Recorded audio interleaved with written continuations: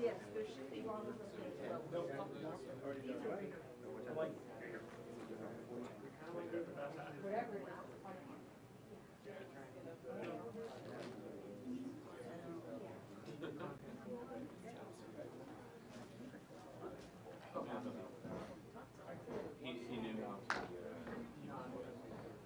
So if you want, we could take the legs off the chair. But you're not wearing lanyards, so we don't have to worry about that because we don't want the mics on the lanyard. But then you can make sure your mic up here right side. Yep. So Is there a lock for this chair? No, I don't think it locks. Maybe if you push it in on some of them. Tried.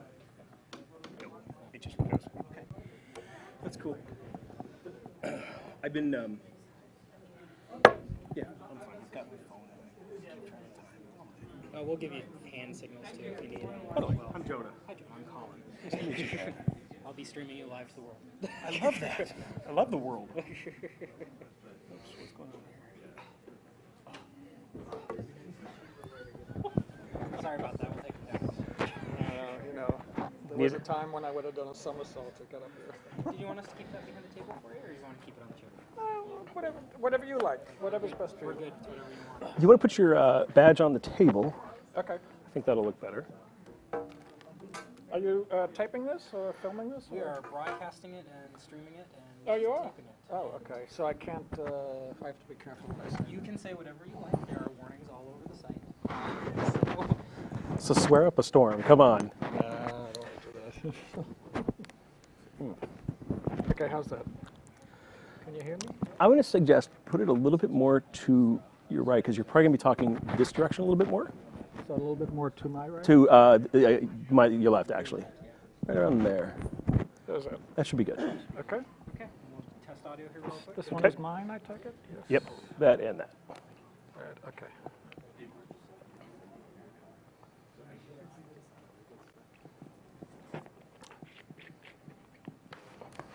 Klaus Janson, right?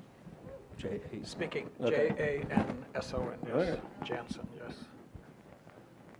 Yes. Ah. Get comfy. Bad, yeah. I may take a nap. This will be a very tough interview. Nah, Jonah, you're a pro at this point. We'll see. It's not a tough interview for you at all. Oh, that's right. You always do the San Diego boat stuff. I do the boat That's stuff. right. That's right. That's right. All right, well, we are starting. Thank you, everybody, for coming. This is the Secret Origin series of interviews at Emerald City Comic Con. I'm Jonah Weiland from Comic Book Resources, and sitting to my right is superstar artist. I think too often he gets referred to as just inker, but you are a superstar artist, inker, penciler, everything, Klaus Janson. And it's a real pleasure to talk to you today. Oh, thanks for saying that, Jonah. Thanks. I appreciate that. And I want to, go ahead. It's nice to be interviewed by you after all the luminaries that you've worked with. Oh, you're too kind. I want to start with my beginnings with comics, because the first book I picked up was The Dark Knight Returns. When it was issue #1 out on the stands, that's when I started collecting comics. So I kind of started at a very high point and went down from there. But I'll say this, you've been a mainstay in this industry since that time, and even before that. And I think all too often people think of you just as an inker. They know of your penciling work, but you are known and probably were the first superstar inker. Are you comfortable with that position? Do you feel that maybe your work's been underappreciated in any fashion? You know, I think to some degree I probably do feel like that, but actually I'm okay with it. You know, it's sort of out of my hands. There's something that I noticed a long time ago, which was that I have a reputation, which you probably are well aware of having a very heavy footprint on with my inks and with pencilers. And I've tried very, very hard to sort of combat that, because I always think that versatility is really a good thing. So you can have a heavy footprint, you don't need to have a heavy footprint. And there's no way I can get away from the reputation of gritty and dark and, you know, scratchy lines, no matter how slick my work can be. And I kind of realized that at that point, It's out of my hands what people think and what people feel about my work, or whether they recognize that I'm a penciler also, or that I can color, or that I can write. It's sort of, you know, I have no say over that, you know, what people think or how they view my work. So sometimes it can be a little frustrating, I think, but I'm okay with that. You know, I'm okay. You brought up writing. You haven't done a lot of it in your career. You definitely have. I remember a story in Batman Black and White that you did. And when I was prepping for this interview, I saw a quote where you said your writing is too personal to you, or something along those lines. Will you talk about that a little bit? Is it because you don't have the same confidence as a writer as you do as an artist, or is it just actually too personal for you? Well, I think both. I don't have as much confidence in my writing as I do in my art, and even, you know, I don't have that much confidence because, you know, part of being an artist, if I can say this, is part of being an artist is having to deal with a lifelong insecurity. Because if you become secure in your art and you become secure in your work, then you are never going to get any better. You know, you sort of plateau.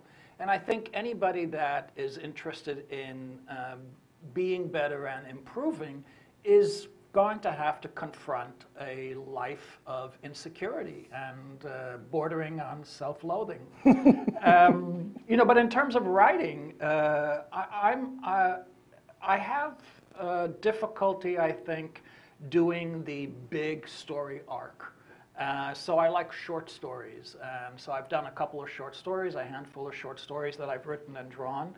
But I also like stories that have some kind of emotional resonance. And that's kind of difficult to do. Not impossible, but it's difficult to do in the mainstream superhero versus bad guy construct. It can be done, but it's not that easy. And I find the short stories. If you look at my short stories or anything that I've been involved in with the writing end of it, they're always about kids and their parents, and, you know, relationships and loss and family and those kinds of things, which are resonate for me. You used a phrase there that scared me a little bit: lifelong insecurity. For anybody who's watching this interview, who is a younger creative person who's trying to break into the industry or trying to break into any industry, wherever their creative endeavors take them, what do you tell them when they hear that and they just kind of maybe shut down? A little bit of me shut down when I heard that. Where do you find that happiness? That's, you know, I'm not going to say that, you know, being an insecure or dealing with insecurity is 24/7. You do have moments at the end of the day when you say, okay, that was a good panel, or that was a good line, you know, or that was a good page. But you know, I teach once a week at the School of Visual Arts in New York, and the students ask me the same thing. You know, they're so concerned about the fact that they feel inadequate and insecure and deficient in, you know, the work that they do. And you know, I tell them, you know, you have to use that and not be a victim of it. You have to use that to generate development on your part and a willingness to learn and to improve, and you have to channel it. So I don't think that it's ever going to go away, and I have to, you know, go back to what I was saying earlier. I'm okay with that. You know, I understand that's part of the deal. If you want to be an artist, and if you want to be an artist or a creative person that I think has some value, that's the deal you make with the devil. You know, you are insecure for the rest of your life. Interesting. I'm going to pepper questions in between this interview. Does anybody have any questions at this point? Go ahead, sir. Yeah, two, I guess. I'm sure you've been asked both quite a few times, particularly in your early stages, as you were before entering the industry and as you were developing what you'd see as your own identity. What works, not necessarily just, you know, pencilers or inkers, but what things influenced you the most in terms of your aesthetic and your craft? And then the second question would be, at this point, how do you about a project? How do you decide what projects to become involved with, and what's your decision-making process? Let me repeat the question for people Sure, watching. of course. He wants to know about your influences, and aesthetically and in your craft. And I'm sorry, I'm blanking on the second question. Choosing Right. your projects. You know, let me take the second question first, because that's what politicians usually do. So I choose my projects depending on the people that I work with first, and then the character second, and money. You know, I still have to make a living. I have to, pay my bills. So that's always a factor in the equation. Although that does come further down.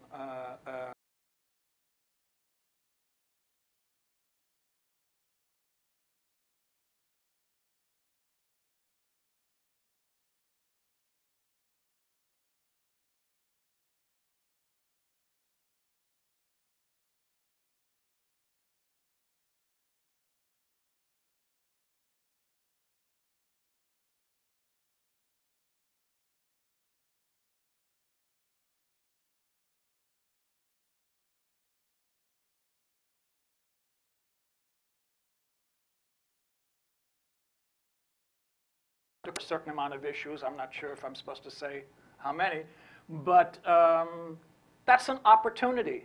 And I felt also that in terms of leaving Marvel, I love Marvel, and I'll say no one has ever treated me better than Marvel has. They were extraordinary, absolutely the best. And so it was a tough decision, but I also felt that change is good, and that you need to shake up the tree, just creatively speaking. And so far I've been proven correct. Still early, there's plenty of time. But in terms of early influences, I'm very much influenced by the same guys that I read when I was a kid, and the same people that you read when you were a kid are the ones that you like the best. And so it's Neil Adams and Dick Giordano and Tom Palmer and Wally Wood and Gil Kane. And later on, I started developing, a taste for a lot of the European artists. Alfonso Font is one of my favorite artists, if not my favorite artist. But also, I've been very influenced by film and noir, especially the black and white stuff that was being produced in the 40s and 50s. Just terrific. If you look at my work, I always deal with black and white and shadows and shapes. And a lot of that film is dealing with those things also. But let me also add on, the thing that fascinates me the most is not the superficial, if I could use that word, not in a derogatory manner, but the surface stuff, the lines and the detail. What I'm really interested in is communication and storytelling as a legitimate form of communication. And there are very much certain standards of storytelling that I think are legitimate and valid and should be adhered to in order to succeed at this particular craft and the desire to be a good storyteller. And, can I keep on going? Please. Yeah. One of the things that I like to toy around with is the notion that younger fans, 12, 14, 20, whatever that age group is categorized as younger, tend to go for the surface look of things. The more lines you put in, the more enthusiastic the fans feel about the work. And I'm a victim of that too. If you look at my early work, it's all special effects and line work and shadows and shapes and a lot of surface stuff. But what happens as you get older is you start to appreciate what's really underneath it, the structure and fundamentals of storytelling. And that's what I'm particularly interested in at this stage of my life, and also for the last 20, 30 years. I really became interested in that when I started working with Frank Miller on Daredevil. That was the turning point for me. Yeah. What was it about Frank's work that moved you around like this? Well, Frank is a very good storyteller, and so working with him closely on a book like Daredevil, I started to appreciate what he was doing in terms of storytelling, and also as the book progressed, and I think you probably know this, Frank did less of the art. It was a very gradual thing. It wasn't like being pushed off a cliff. And I started to accept more responsibility for the work. So I felt like I had to understand what I was doing in order to do it well. And then the other thing that really made me, I think, if I could say, a better artist, or certainly pushed me in that direction, was teaching. The first year that I was teaching, I went through everything that I knew in 2 classes. And there were You're in big trouble. there were 2 more semesters to go, and I realized this is not going to work. I can't just stand here and bullshit for 2 semesters. So I really started to analyze and dissect this craft, this medium, and that really made me a better artist. I started to really understand what storytelling was about. How interesting. As a teacher, you became a better student of the medium than any other time. Absolutely right. That's really interesting. That's correct. I asked Keith Giffen this question years ago, and I tend to ask it of all artists because it's always surprising. I asked him, what does he not like drawing? And I'll tell you his response because it correctly said, I hate drawing horses. I can't stand drawing horses. Curious, what do you hate drawing? Animals. Yeah? I stink at animals. I horrible, horrible animals. I would just say animals, yeah. He said it was hard to draw animals because their musculature is so different than humans, and it's unique to every single creature. Is that really the challenge there?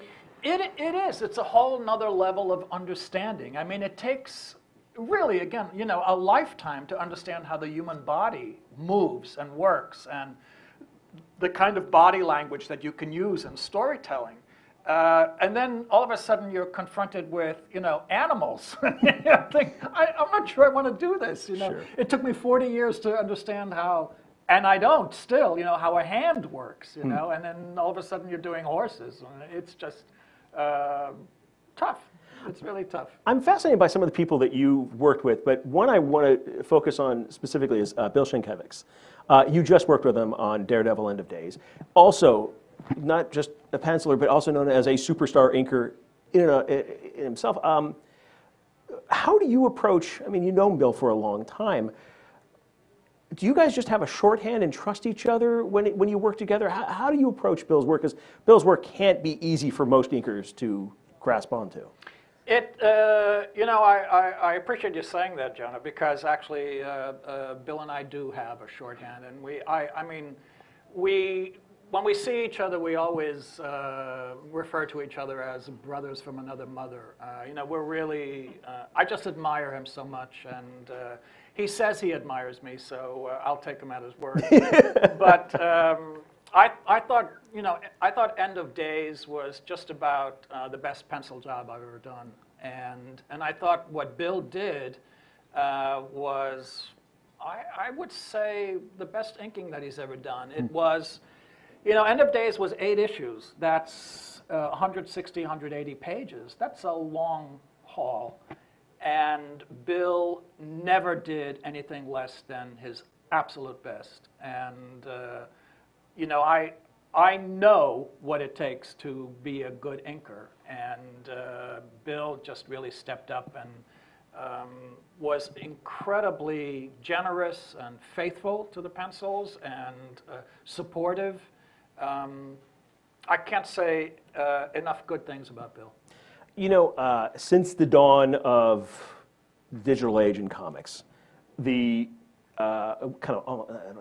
there's been a constant, how do I put this? Constantly people have said inking is a dying tradition. It's going to go away, it's going to be replaced by computers, and in some cases it has. But the inkers aren't going away. Do you think it's a dying tradition, or is it part of the medium that will always be here? I think it always will be here, just because there will always be pencilers who want to ink their own work, or pencilers who will want someone else to ink their own work. There'll always be that. But has it diminished in importance? Yes, it has diminished in importance. And, has digital replaced ink and paper? No, I don't think so. It's just, it runs parallel. It's just another part of the industry, and it's just another tool. When I get back back home, I hired a tutor to actually teach me how to work my Cintiq, because right now it's just holding up, old clothing that I hang on it. I think that it's fine. The Cintiq is fine, Photoshop is fine. I don't have any desire to stay in the 1970s. They're all tools for you then. Yeah, it's just fine. And I'm looking forward to it. I think the way I would imagine it, that I'm going to be working with it is still doing work on paper with ink, but then scanning in pages and playing around with them in the Cintiq. And that's fine, That's cool. Any other questions before we move on? Go ahead. Yeah, I was thinking that you, along with the aforementioned Sienkiewicz, and maybe a few years before you, Jim Starlin, represented more of an underground kind of sensibility in the style. I was wondering if you had any affection for the undergrounds or influence from them? The question was, your approach to art and some of the collaborators has been kind of an underground style in some ways, and were you influenced by any underground artists? I was, to a certain degree. I'm basically a unreformed hippie, if you know what that term even means anymore. But so I was reading, Robert Crumb and a whole bunch of other people, when that was actually happening in the late 60s, 70s, and that was part of my upbringing. So to some degree, I was influenced by that, but probably not as much as I am today. I think that indie publishing and independent and self-publishing is an amazing phenomenon that's occurred in the last couple of years, and I applaud so much of that. I love Michael Fife and Michael DeForge and Daniel Clowes, or Klaus, I think sometimes it's pronounced. These guys are incredibly talented and doing work that I envy. I really wish, I would do work that's half as good as what they're doing. It's quite something. So in terms of, when you say, am I inspired? I am inspired, but I also steal from them. All good artists do steal. Let's go back to Dark Knight Returns. I've read in numerous interviews how you talked about that time period was just insane. It was the book itself was almost a hurricane. The reaction to it was almost a hurricane. Everywhere you went, you guys. I remember there was a signing at Golden Apple Comics in Northridge when I was a kid for Frank, and the line just went way, way down the block, well before conventions like these had taken off. It was a very special thing. But as you look back on it, are you satisfied with what you see on the page there from you and your contributions? I think that if I were to ink Frank today, I probably would ink him differently, or ink the pencils differently. How so? I think that I would use more brush, less pen, a thicker line, and I probably would try to capture a little bit more of his chunkiness. He does. In Dark Knight, he was doing a lot of lines that didn't connect with each other. And I think that I probably cleaned it up a little bit too much. And I would, keep that roughness now. And I don't know where it was. It might have been at CBR where I did a recent interview where, I'd love, I say it, I would love for the two of us to do another project together. I feel like, we did Daredevil, we did Dark Knight Returns, we need a third one. And you know, if Frank is interested, I certainly would jump at the chance to work with him in any capacity. So I think that, you know, I know that you know, when I shirk my mortal coil, that you know, it's going to say, "Here lies Klaus Janson, inker of Dark Knight." I'm okay with that. You know, what's so bad about that? You know, it could be you know, a lot worse. So I'm completely fine with that. You did say in that interview that you would actually be interested in possibly a follow-up to Dark Knight, because the 30th anniversary is 2016. Is Batman a character you really would like to get back together with Frank on, or would you maybe want to try something different? I'm open to anything that Frank wants to do. Okay. Pretty much. Pretty much. If you know, if it's yeah, you know what I'm talking about. Fair enough. But if it's good, if it's Batman or if it's another character, I'm okay with that. Okay. Yeah. Okay. Anybody else in the audience had a question? Go ahead in the center. So you inked the first 2 issues of Dark Knight or the first 3? No, I inked all 4.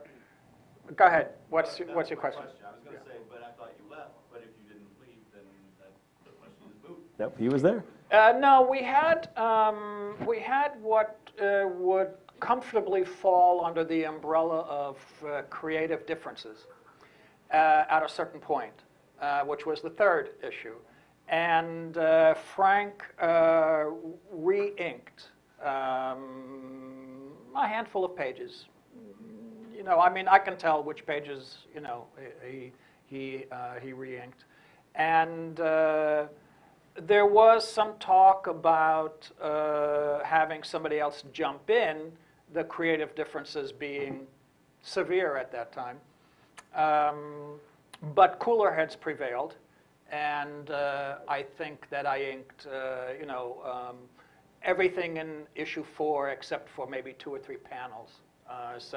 And I think that was a wise decision, I think, to have somebody else jump in on the last book or, you know, in the 3rd one.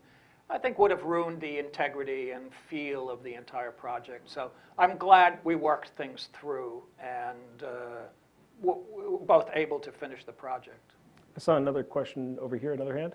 Go ahead. Yeah, you said you were influenced by film. Have you ever thought about getting into filmmaking? Question is whether you've thought about getting into filmmaking. I think like everyone who is 25, yeah, sure, I'd like to direct. But you know, the fact of the matter is, what was really interesting is by the time I became 30, by the time I turned 30, this medium exploded for me. You know, between the ages of 20 and 30, I didn't really know what I was doing. And I don't know if you've ever read Malcolm Gladwell. He talks about the need to do 10,000 hours before you actually understand, you know, what it is that you're doing, and that's roughly 10 years. And the reason why Gladwell's thesis pops out for me is because I really did do 10 years before I really started to understand what I was doing. And so when I got to around 30, I realized I knew nothing. And the entire medium was open to me, and I lost a lot of affection for filmmaking or desire to do filmmaking because I just became so involved and fascinated by, you know, this medium, which so suddenly, after all that time, just seemed to open up for me. In terms of possibilities and interesting projects and different ways of saying things. And I still feel that way. You know, I might have spared you some really bad films. Go ahead. I have a question about the Daredevil run in the 80s. A series, we remember it as really pushing the envelope with violence, you know, how far you could kind of get away with things. I was wondering, as the inker, that must have put a lot of the responsibility on your shoulders, right? Were there any incidents you could recall where you were asked to maybe alter an image because it was getting too violent, anything like that? You asked about the content of your Daredevil run with Frank, and was there ever anything that ever pushed your limits where either you or the company were asked for changes? Yeah, there was, and I could think of one or two incidents in particular which you know, no one would be well served by me revealing what they are, but I pointed them out and they were changed.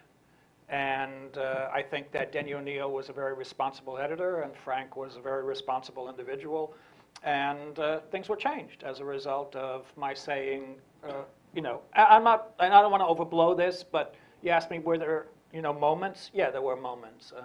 But the interesting thing about violence that I've come to in my later years is the violence in Daredevil is nothing compared to the violence that we see now in contemporary comics. That's the irony of it. That is, that's right. And so I have no problems with what we did, you know, the end result of what we did in Daredevil. I'm very, very proud of Daredevil. Extremely so, I have to say. And I think that I've developed a different outlook toward violence these days than I did when I was younger. When I was younger, I thought that it really didn't matter, and I've come to the conclusion that actually it does matter. And it does influence children, and it does influence people who read the material. And, you know, it's a tightrope because, I mean, you can read the Bible and take it the wrong way too, or you can read, you know, Hemingway or Faulkner or whatever, and you know, the guy who killed John Lennon, you know, what was he doing? He was reading A Catcher in the Rye, you know. But in the end, I have to live with myself, and there are things, certain aspects of violence that I will not do at this point. Can I ask, are there projects that you did 20, 30 years ago that had a lot of that violence that you're talking about that you wouldn't do today? There was a project that I did a couple of years ago, which was one shot, and you know, I mention it just because I think it's so funny. I don't you know, begrudge anybody's involvement with it, but I don't know if anybody remembers. There was an issue of Punisher that John Romita penciled, and I forgot who wrote it, and I inked, and it was the beginning of the Frankencastle run where. At the end of the issue, Punisher was cut up into little pieces and dumped off the roof, and you know, there was a shot of him, you know, from the roof looking down, and you saw, you know, all these body parts, and that was like page 19, 20, and 21, and I realized, okay, I have to finish this job. You know, I'm still a professional, but as an inker, you don't necessarily get to veto, you know, the script. And I thought to myself, okay, this is too far. I was uncomfortable with that. I didn't think, you know, I just didn't think it was necessary. And that there are other ways of telling stories. And if I may say, God, I love talking. Keep going. You know, if I may say, you know, a lot of people bristle at the notion of parameters or, you know, what you may term as censorship or restrictions. I don't have any of those problems because I think that as a, you know, if I could say as a creative person, I like boundaries. I like parameters and I like restrictions because it allows me to come up with a much more interesting way of circumventing those restrictions and telling an interesting story than if everything were just very blatant and out in the open. It requires a certain amount of cleverness and ingenuity to, you know, tell your story in spite of certain restrictions or certain boundaries and parameters. And I enjoy that. I enjoy a challenge, you know. I enjoy a crappy script because it's a challenge to make it better. You can get a lot of those. No, I'm kidding. I kid. As an inker, when you're inking an artist, and you've inked many amazing artists in your career. Yeah, I've been very lucky, I have to say. Who have you learned the most from as an artist as you're inking? You're saying, oh, I never would have approached this panel this way. Who have you learned the most from with some of your collaborators? I think, you know, my favorite American artist is Gil Kane. So the opportunities that I've had to work with him, were very educational and very influenced me a lot. And you know, I was lucky enough to Xerox a lot of those pages, and I still have those Xeroxes of his pencils. He was really good. Yes, he was. He was really, really good, and Very underappreciated too. He never had I think that that's breakout project that made him a superstar. Keep going. right, and also incredibly insecure, incredibly so. A common theme amongst artists, apparently. That's apparently right. And so I think Gil Kane, you know, different artists or different pencilers teach you different things. From Gene Colan, I learned a little bit about how to interpret black and gray, because Gene, and I know you know this, would shade in shapes with the side of his pencil. So you had a choice. You can do it black, you can do it gray, you can do it with zipatone. You know, you had to think on your feet. And I think actually a good characteristic that serves artists well is the ability to think quickly on their feet and make good decisions quickly. The ability to be versatile and not be rigid. You have to be flexible, I think, to be able to ink a lot of different people. You can't ink them the same way. You have to be flexible, I think. Sure. I want to take you back to another project that was probably a bit of a weird time for you when you worked on Batman Spawn. It was a weird time because there were two books being made. There was Batman Spawn, which you did with Doug Mensch, and then there was Spawn Batman that Todd McFarlane did. Right or wrong, you were the secondary book of those two. It was the book that less fans were interested in. And I remember, as a young reader myself, reading that going like, oh man, it's not Todd. It's not Todd. But it was the second reading and the third reading where I started to see, okay, actually there's more substance here in that. Talk about the creation of that book. And was that a weird time? Because it seemed like it could have been potentially a weird time considering you almost had these competing books. I think that, you know, I remember Denny O'Neil, who was the editor at that time of the project, called me up and asked me if I was interested in doing the Batman Spawn team-up. You know, this is not a, you know, you don't turn that down. No. No. And for any number of reasons. You just don't turn that down. And I think that, you know, I'm a better artist now. I think that if I had that script, I'd do a better job at it. I think that, you know, I'll say this. I remember Todd at the time saying, when he heard that I was drawing it, and there were three writers on it, Alan Grant and Doug Mensch and somebody else, I forget. Blanking, those are the only two I remember. But Todd was nice enough to say, gee, I don't know why they didn't put their A team on that project. He said it to you? No, he said it in an interview somewhere. Oh. Thanks, Todd, by the way. Okay, I'm trying to be nice here. And so it was a weird time in that sense. I understood what was happening. I understood that I was the B team. And, you know, I'd rather be the acknowledged B team and accept a project like that than have somebody, you know, not ask me to do something like that. It was a great opportunity. You know, it was great fun. You know, it was a challenge, a lot of pressure. You know, it was, you know, fun to do. And then on to the next project. Yeah, Right after that. absolutely, yeah. Any other questions from the I audience? think back there was that gentleman. Go ahead. Back there.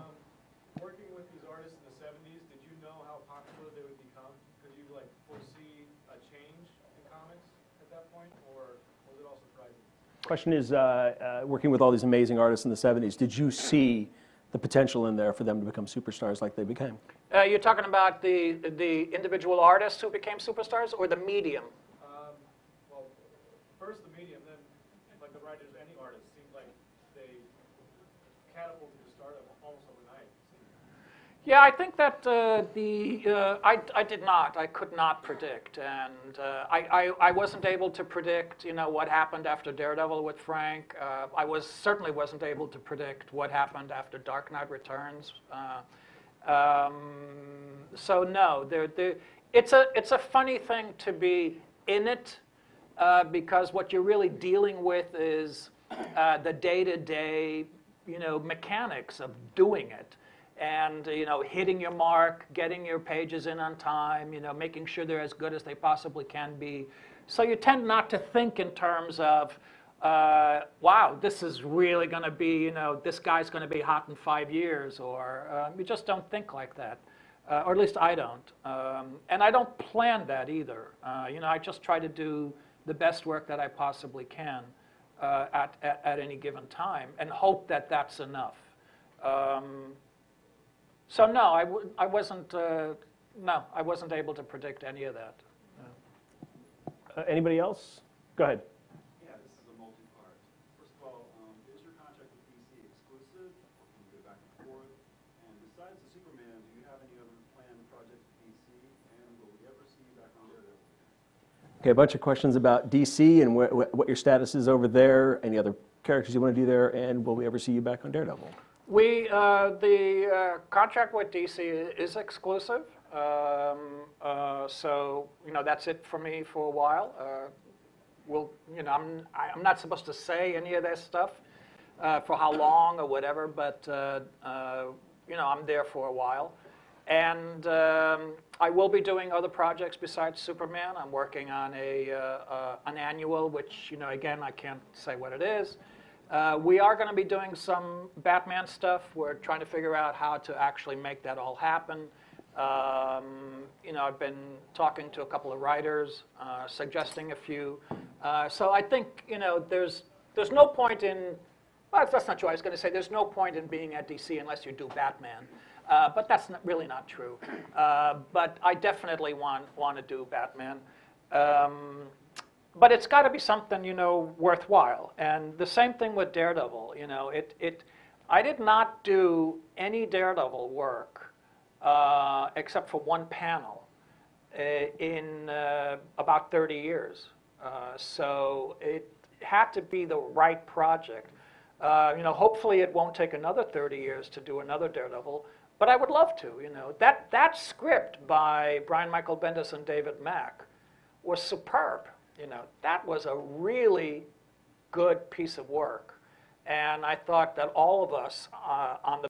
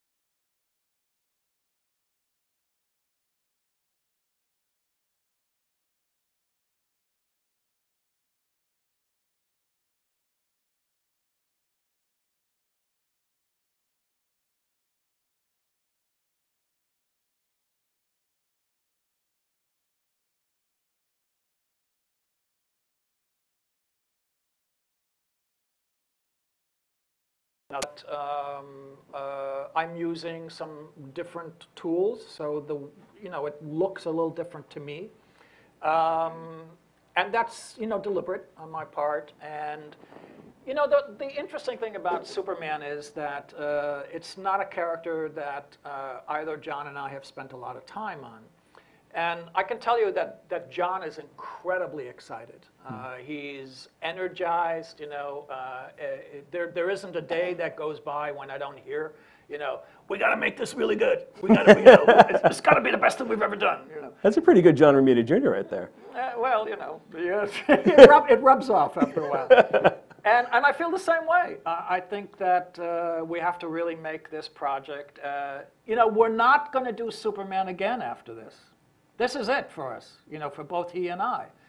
So we've got one shot at this. We both know that. And, you know, it's written by Jeff Johns, so I did read the first script. You will not be disappointed. We're working on, I think I've inked about 8 or 9 pages. I can tell you, you will not be disappointed. It hits all the marks. It does everything that you guys want a Superman book to do. I mean, it's just right up your alley. And I think it's going to be really, really good. And definitely worth reading. You talked about that insecurity early on in this conversation. Knowing you have one shot at Superman, you're not coming back to that character. Does this project make you a little bit more nervous? Does it take you out of your comfort zone? It does. You know, the worst thing you can do to an artist is give them lots of time. You know, right before I came out here, we had 2 covers to turn out, and I had like 6 hours to do them in. And I thought, okay, now we're cooking. Now we're good. We're already behind on these covers because I'm coming to Washington, you know, to come to the convention, and they're good. You know, I need a little bit of pressure. We all do. It's not that easy to be self-indulgent. You don't do your best work when you're self-indulgent. You know, you do your best work when you have to make fast decisions, when you're quick, you know, and you have to meet that mark, that deadline. I'm telling you, you will be happy with Superman. Klaus, it was an absolute pleasure getting Thanks, to talk Jonah. to you. No, it was Big round of applause for Klaus here. Thank you. Thanks, Jonah. Absolutely. Thanks, guys. Thank you. Thanks. Thanks so much. Oh, thanks, Jonah. Yeah, it was finally a chance to sit down and be interviewed by you. Yeah, after the boat, I'll be in San Diego. Yeah. Oh, really? Okay, now you're just bragging. It's all about the bigger boat. It's like, what is that the line you're quoting from Jaws? Yeah, We're gonna need a bigger boat. Yeah. That really was fun. Thank you so much. Oh, thanks, John. No, it's a pleasure. I look forward to, listen, you know how to get a hold of me, right? Yeah. Okay. I follow you on Twitter. Well, I don't know if there's that much to follow, but I appreciate it. Thanks. You guys, How are you? Thank you for the generosity of your answers. Appreciate it. Thank you. I had a question that you brought up, just the way brain connections get made. When you said Gil Kane, it suddenly occurred to me a really old issue of What If from way back. It probably was one of Gil's last projects, and even though the story was, it was a very kinetic. The art in that issue is a little left off the page. You inked that. That issue, that project, people bring that up to me all the time. They bring it to me. Yeah. Delbert, what's up?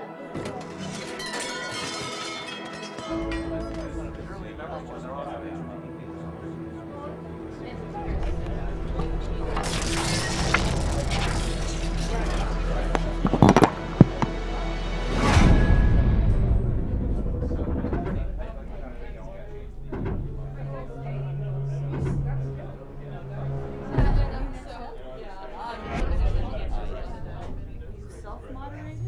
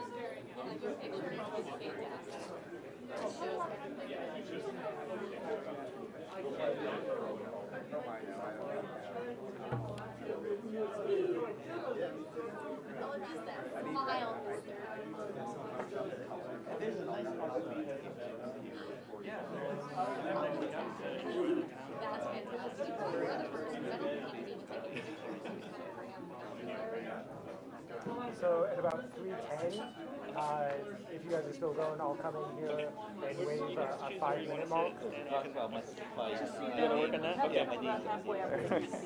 Okay. Because the lights, when we turn the lights up, it blinds them. So I'll be over there waving a sign that looks remarkably like this. 5. Yes, and that will let you know you have about 5 minutes. 5 more hours? 5 if more only. So, all right, do you guys have any questions? Okay. So these are your mics? I assume you've both used one before. If you would clip it on your lapel and not on your lanyard, Okay. they do this on the Do you lanyard. prefer the lanyard on or off? It doesn't matter. I don't care. Sometimes they rattle a little bit. And I have a request. Can you put your coats along the side stage? They don't look so great on TV. Okay, good. I was just about to say, oh, I was like going slow mo for saying no. I got the coat thing. Oh, you're so good. Excellent. Oh yeah, that's fine. The camera basically goes from like here to like a little above your heads. So that's kind of your frame. It's like this area. Right there? Yeah. Okay. So So you should just don't move too much. Yeah, I mean, if you really want to start like dancing on the stage, we can move the cameras, but our general frame at the moment is right here. Do you prefer the cord inside the shirt or outside? Outside the shirt, and then Okay. put it on your jacket. Actually, put it on the other side, because you're going to be turning to face him a lot, and so we want to catch your... Okay. So, and I want it on this you want side. it on that side, exactly. So just And put. just make sure that your lanyard isn't going to rub against it. If it is, just take your lanyard off. Yeah, I think I'll take it off. And also, the audience doesn't have a mic, so if you field questions, the audience Okay. repeat the questions. Okay. And that should be it. Let's just make sure. Yeah, you might can you rotate that so it's not against your skin. Oh, okay. I know. These things are not. Oh, there it goes. Oh, perfect. There. Perfect. Thank you. And I think you guys still have like 10 minutes, so Okay. Yeah. just chill. So how are you doing? Are you doing very okay. busy? Yeah, trying to catch up on work and everything. Yeah. But Dark Horse has been really supportive and though sometimes a bit too much. Right. It's like we had the omnibus editions planned, collecting 3 issues in a nice hardback, coming out just in time for Christmas. And suddenly it's, oh no, it's going to be trade paperback. It's going to be a small format, and it's coming out in August. So no, that's not what I wanted. Yeah, but you get the money faster. No, I want a nice, oversized edition, hardcover. Right. So, but I think we'll go with that, the oversized Okay. hardcover. So are you finished with all your Harry Potter work and back Yeah. on to... Harry Potter. Yeah, that was done a while ago. Oh, okay. I couldn't talk. I just couldn't talk about it for Okay. several months. But I just finished Amulet 6. Amulet number 6. Yeah, I read 2 that. days ago. Yeah.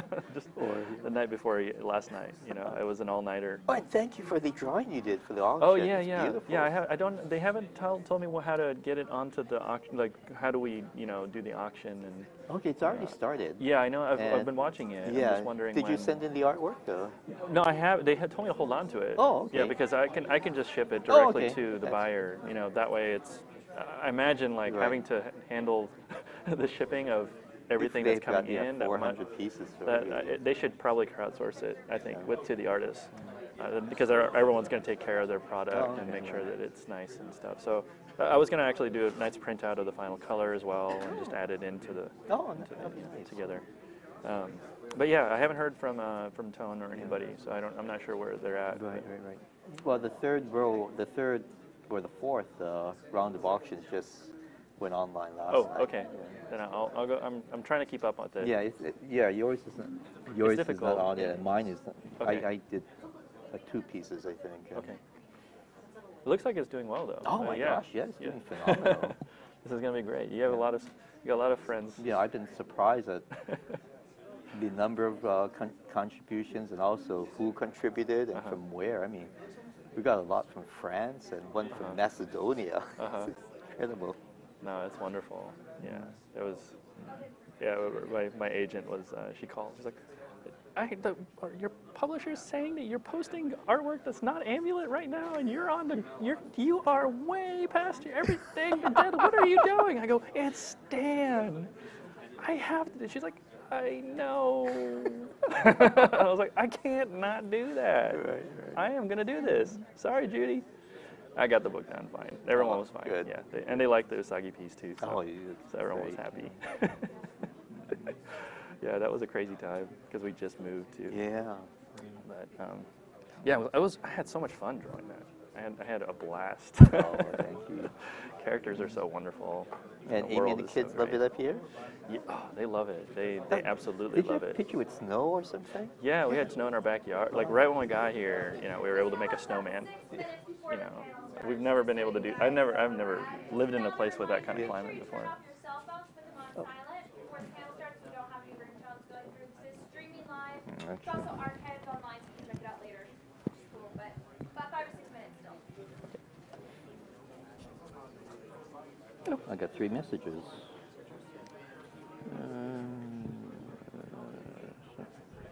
So did you just get in today? I got in yesterday. Yeah. And you haven't been out here before?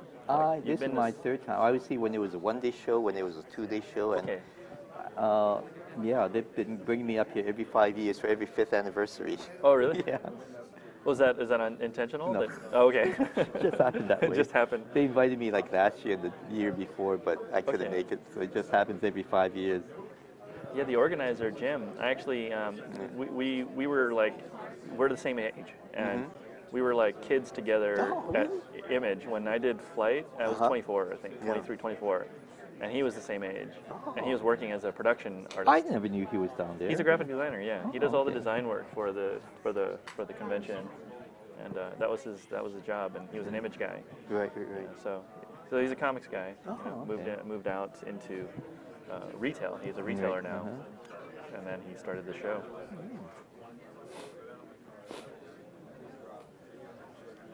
Okay.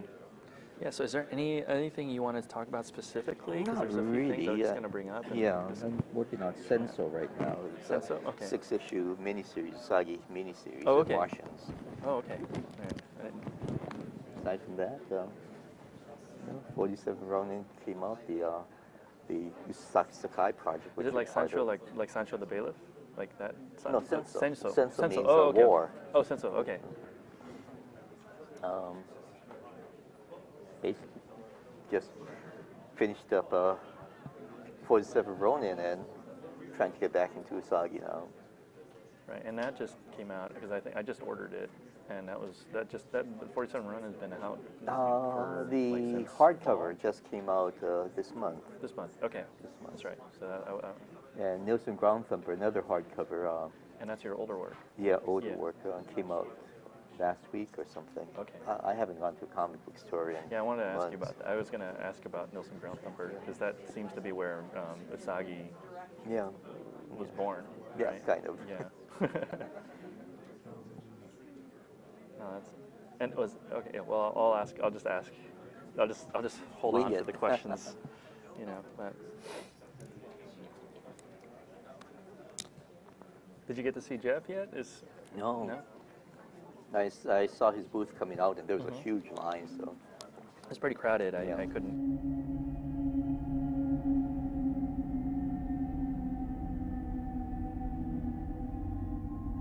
We've been through hell together. We spent 4 years.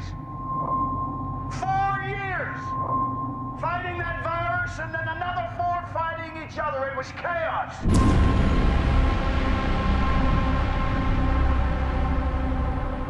But you all